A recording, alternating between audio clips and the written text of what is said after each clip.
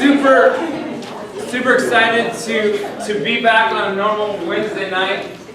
Summer has been, I'm sure for a lot of you, filled with lots of different trips, lots of different things that you did, hopefully to rest from school, but now you're back in school, so you're back here. So we're ready to rock. How many of you guys like fruit? Okay. Watermelon, is that what you said? Watermelon. What else? Yeah, what fruit? Danielle. Yes! Apples are my favorite. Yeah. Yeah. How old are you? You waited till you were 15 to try raspberries? Raspberries are phenomenal. Mango? Yeah, not so much. It kind of does a little thing to me. Yeah. What? Wait. Big? No.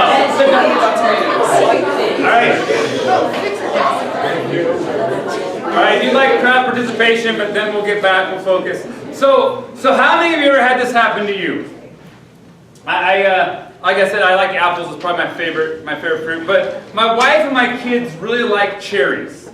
And I actually saw a big bag of them on our counter when I was leaving to actually come in here tonight. They always have cherries, and I can't have cherries. I can't have any pitted fruit. I'm allergic to it, so I don't really have this problem. But there's this idea of like cherries, like in a bowl of cherries or a bag of cherries, and it's like you walk by and you just take a couple because they're bite-sized, and then you spit out the seed because that's really fun too. And maybe then you're coming back in to do dishes, and you maybe have a couple more, or you're cooking dinner and you have a couple more, and then you have dinner and you have some more at dinner, and then when after dinner you're cleaning up, and so you have, and pretty soon your stomach isn't feeling too hot, and you're taking Jason Fonts, you know what I'm talking about, I can tell.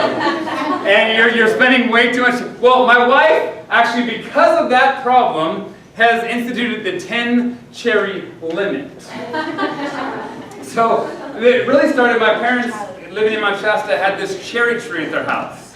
And so it was like cherry, and too many cherries, and you kind of, know what I'm going to say. We'll just leave it at that. But so there's this idea of knowing when to say when. Or another way to put that is to have a little self-control. So if you didn't figure it out, we're still in our Fruit of the series, our last week in the looking at the fruit of the Spirit.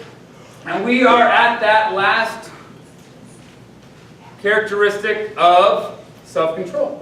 So when we think of self-control, I think we all get one part of that really good. We all get the self part down, right? Everyone's got the self thing. The control part is a little more work. See, when we think about self, man, we do really good at talking about ourselves, of knowing what we take care of ourselves. You ever have those people that when you're in a conversation, all they do is talk about themselves? Like you get done, like you go, I don't think they never asked me a question about anything about me. It was the entire conversation directed to their self. And that's a pretty easy thing because we live in a culture that's pretty set on their selves. But when we think about the other side of that word, self-control, I'd say we don't really like to have somebody else tell me what I shouldn't be in control.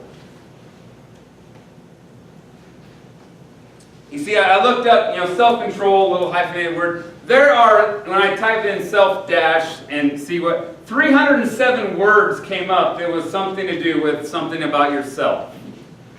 Self-centeredness, self-seeking, self-fulfillment, self-absorbed, self-serving, self-employed, self-reliant, self-help. There are so many things that we have become in our society all about ourselves. And in the last one, self-help. Right? There are groups for every kind of self-help imaginable. Right? Every kind of problem you are dealing with, you can go find some kind of recovery group or some kind of self-help group for. Whether it's alcohol, drugs, sexual behavior, gambling, your eating habits, anger management. And then don't even get started, like how many self-help books are in every single bookstore, library, top, bestseller list.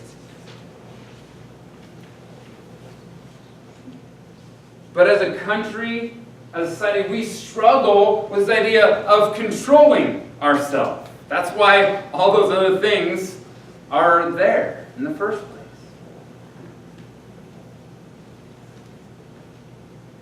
See, I do really good when it's all about me. When I'm getting what I want, when people are taking care of me.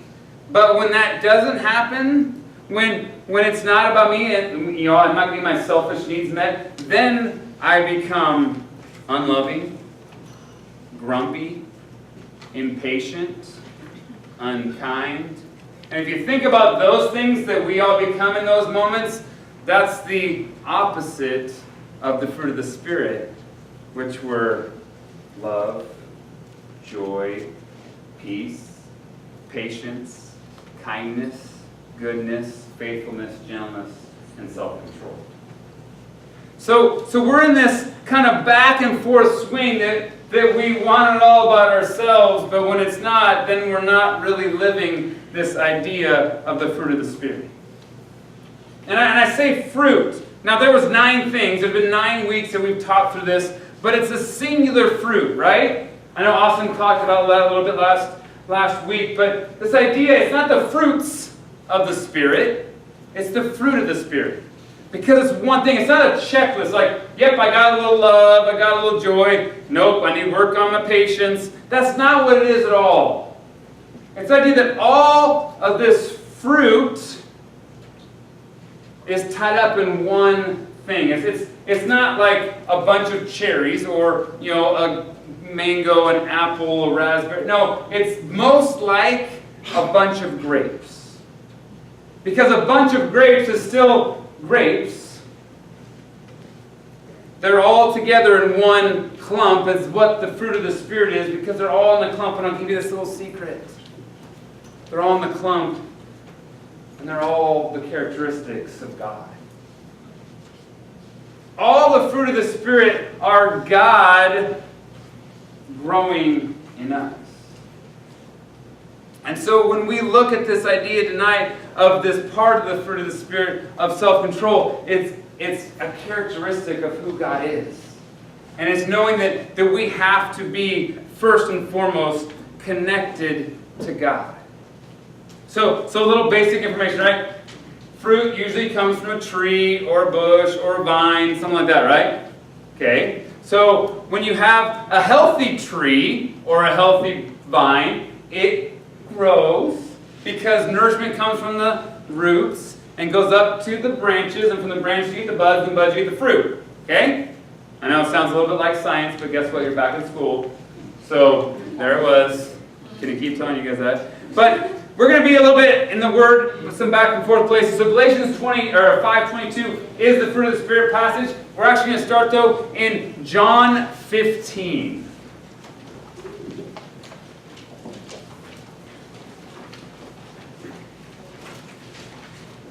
I love that sound.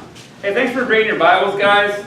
If you don't have a Bible, there are some over here on the wall. If you don't have a Bible and you're like, man, I really like one at home, talk to your small group leader. They can come and find us as staff, and we will make sure that we get a way to get you a Bible. Because it is amazing that God gives us His Word that shouldn't just be opened on Wednesday nights or Sunday mornings, but each and every day. So John chapter 15, we're going to start there at verse 1. It says this: I am the true vine, and my Father is the gardener.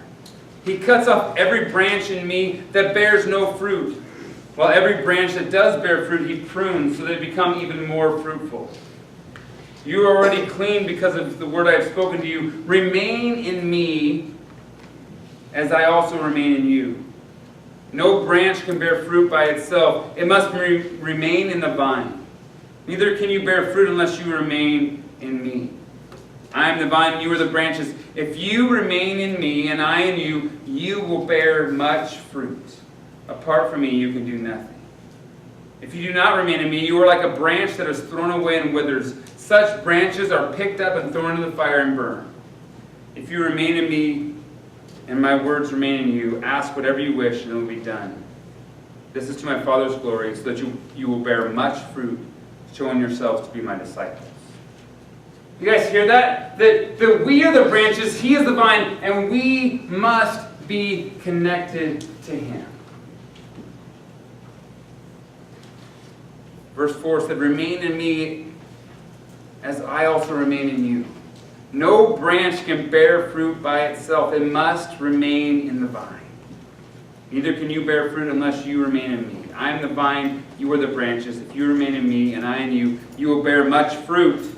Apart from me, you can do nothing. So we've been talking this whole summer, and I hope for you who came to the summer that you've been tracking with us. If this is your first time, maybe you're like, all right, I have no idea what we're talking, but just bear with me. We're talking about fruit being grown in your life.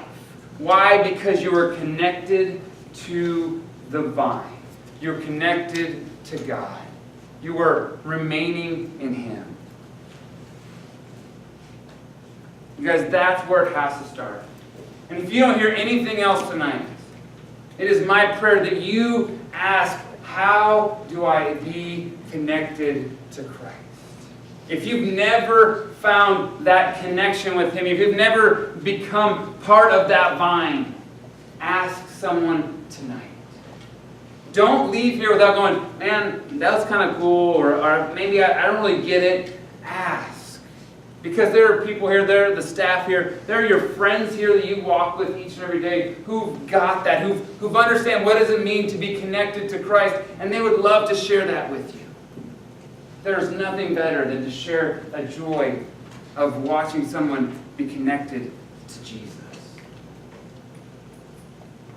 So when we're connected, when we remain, that's when we bear fruit. A branch by itself doesn't do anything but wither and die. We must be connected to the Father. We must be connected to Jesus. And in that, then you will grow fruit. And what does that fruit look like? Love, joy, peace, patience, kindness, goodness, faithfulness, gentleness, self-control. You guys, we're not the tree. We can't do it on our own. We're the branch that's got to be connected to the life-giving source, which is God. So now let's go back to self-control. Because see, if we're all about self-control, we probably think, oh, if I try really hard, I'm going to make my own fruit. If I just do really good at being in control, fruit's going to come. And that's not it at all.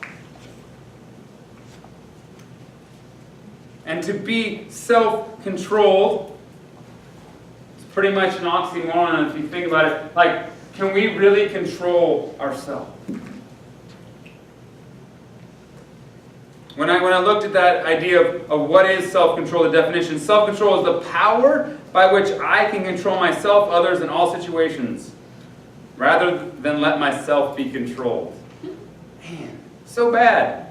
The meaning of self-control is to grip, to take hold of, and that's what we think we need to have. Because we're going to be under control of something.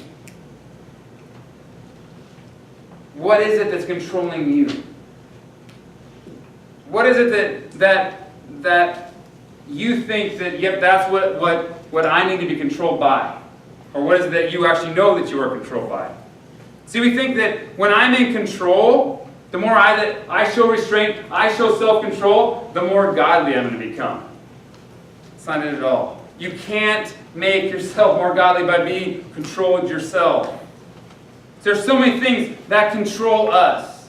What kind of things? Tell me, this is an interaction. What things control us? Social media. Social media. Sugar. Sugar. Totally. Your phone. Yes. Yeah. Your parents. Okay. Yeah. John Jordan. Amen, brothers. Yeah. Other people's opinion of you. Yeah. What else? Sports. Yeah, for sure.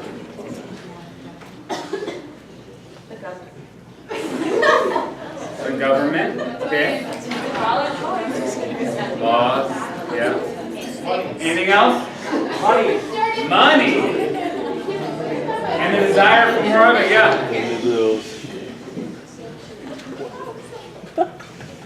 I had some list things. Food. Popularity. Success. How about this control? How about smoking pot? Does that control you? Yeah. Power, grades, relationships. There are so many things out there that control who you are. Can you control them? Self-control. Philippians 3:19 says this, their end is destruction. Their God is their belly, and they glory in their shame with mind set on earthly things. What controls in that? Their God is their belly. Minds set on earthly things. Guys, there are so many things that are trying to control you each and every day. There are things that you run into. There are things that you will face when you're on campus, at home, looking at your computer. Everywhere you go, something is trying to control you. Flipping over to Romans chapter 7.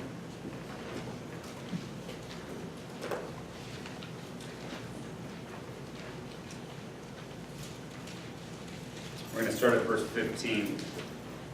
So check this out. I do not understand what I do. For what I want to do, I do not do. But what I hate to do. And if I do what I do not want to do, I agree that the law is good. As it is no longer I myself who do it, listen here, but it is the sin living in me. For I know the good itself does not dwell in me, that is, in my sinful nature. For I have the desire to do what is good, but I cannot carry it out.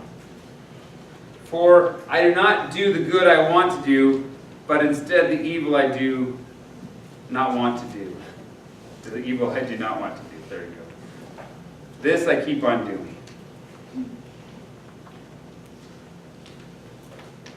I know that good itself does not dwell in me. What is it that controls us? Our sin nature. Sinful life is what controls us. All those things that you guys said in your list are all things that are controlled by the sinful nature. Now, some of them can be good when God chooses to make them good. But ultimately, they all begin with the idea of starting from the sinful nature. For I have the desire to do what is good, but I cannot carry it out. So the question, can I control myself? Can I truly have self-control? If my spirit is controlled really by a sinful nature, if my life is controlled by sin and a sinful nature, what does it look like to have self-control? And let me tell you, I think it comes down to this. It's not self-control at all. It has to be God control. Instead of us trying to control ourselves, it needs to be us trying to yield and submit and try so hard to be not in control. Letting God be the one who is in control. James 4:7-8 says this, submit yourselves therefore to God. Resist the devil and he will flee from you. Draw near to God and he will draw near to you. Cleanse your hands, you sinners, and purify your hearts, you double-minded. Listen to the words of that. Submit yourselves therefore to God. Submit. It's a bad word in our culture. We don't like the idea that submitting to somebody else means somebody else in control. But guess what? When we submit ourselves to God, it's okay for Him to be in control. He's the only one we want to be in control because He's going to get it right every time. Submit yourselves to God. And not just submitting, but willingly submitting. Yes, I can't wait to submit to you, God. Not only that, but it says to resist the devil. We get that. Yeah. We don't want to do those sins. I mean, in Romans, you heard that list. What I don't want to do, I do. I don't like it that I fall into sin. Yeah, we want to resist it, but we don't. So what do? We go back and we submit. Then we resist. Oh, we fell. Oh, go back and submit. Go back and have it be under God's control. Draw near to God, and He will draw near to you. It goes back to remaining, being connected to the vine. Purify your hearts. Self-control isn't that. Like I said before, the fruit of the Spirit is all characteristics of God. And so when we look at the fruit of the Spirit being birthed out in our lives, growing in our lives, it has to be God growing in our lives. It has to be God controlling our lives.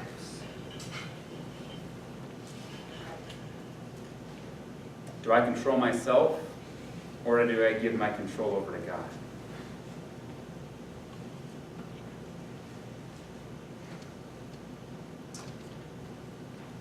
It's not a one and done either. This idea of submitting and yielding and giving God control has to happen every day, has to happen every hour, has to happen every minute. Why? Because we are weak. We get in those things where we're like, yeah, I'm strong enough.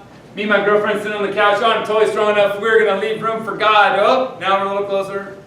Oh, now we're a little closer. Oh, now my hands are going PlayStation. Why?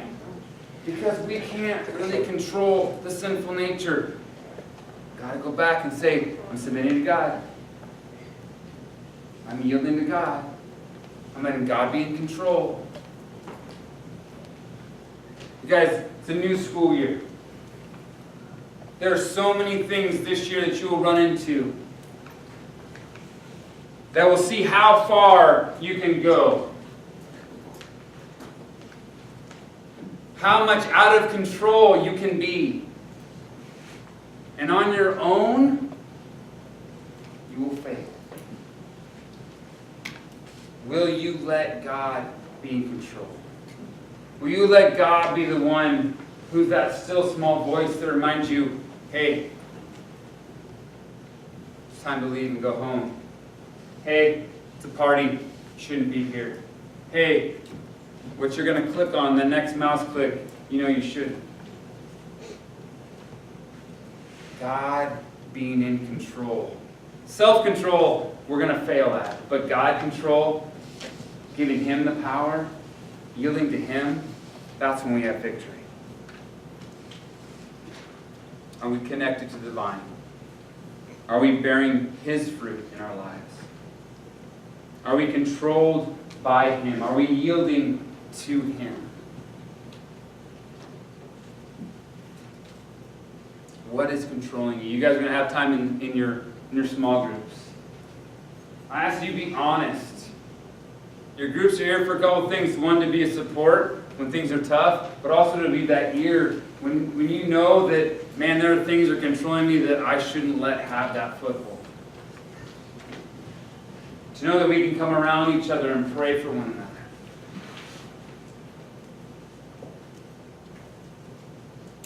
Are you trying to control yourself, or is God the one controlling you? I'm going to leave you with this verse. Proverbs verse 25, or chapter 25, verse 28. Like a city whose walls are broken down is a man who lacks self-control. Like a city whose walls are broken down is a man who lacks self-control. Think about that. A person who's not controlled by God is like a city whose walls are no longer up. You got to think about this in context of biblical times. And walls were fortifying cities. And when a wall was down, guess what? The enemy could walk right in. So what about for your life? Are you letting God be in control so He has walls built up for you to protect you, to keep you safe, to keep the good inside and to keep the bad out? Or are you lacking self-control and those walls are down and everything's able to come in to destroy? Are your walls up? Or more importantly, are God's walls up? Give God control of your lives, guys. It's one thing, I've been here a lot more years than most of you. I don't always get this right. But when I do, there's peace, there is joy, there is love, there's patience, there's kindness, goodness, faithfulness, gentleness. Why? Because God's in control. Let's pray. God, we thank you for tonight. God, would you help us to be a people who give you control of every area of our lives. God, would the fruit that others see, would that be a reflection of you, because we are connected so strong, remaining in you. God, would you help us have our walls up for that sinful nature that will continue to try to creep back in. God, would you use this time in small groups to encourage one another, to walk with one another, to cry with one another, to struggle through this idea of our world today. God, what is controlling us when it's not you? So many things come in. God, I pray for every student here, those things that they are allowing to control them, God, would you come in and take victory in every area? God, I pray for small groups that those areas would be open and on the table and not hidden in the back dark corners of our closets. God, may you use this year to give yourself glory through each and every student. God, would they live lives controlled by you in your name?